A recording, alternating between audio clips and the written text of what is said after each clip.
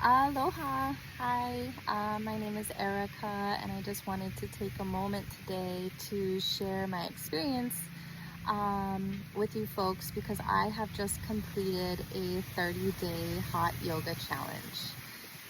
So I just want to talk about it a little bit.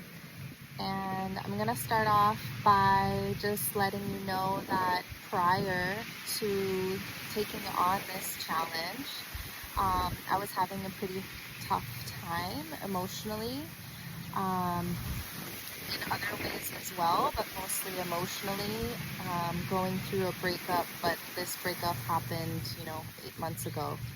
And it was a really challenging and difficult relationship. And I just was having a lot of trouble moving through it. And so when I heard the saying, oh, 30 days of hot yoga, it'll change your life, I thought, hey, I want that. So here I am to just kind of talk about what the last 30 days were like, and the changes that I saw. So the last 30 days were challenging. Consistency is not one of my strongest qualities, although I did do it. So I guess it's a little better than what I thought, actually.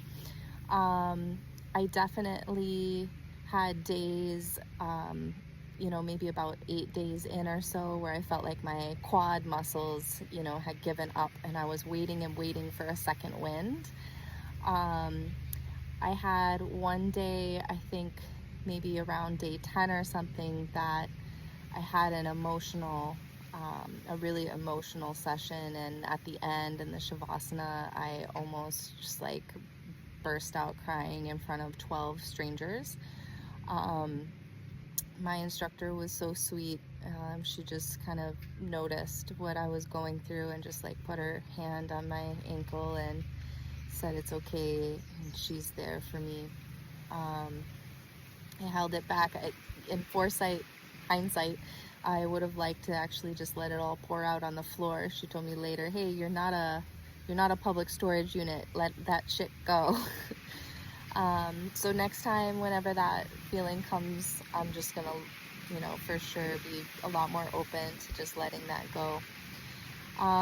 It was interesting, as a woman and doing a 30-day challenge, obviously we have to deal with our hormones, and our changes around that. So for me, that was coming in around day 11, 12, 14, somewhere in there.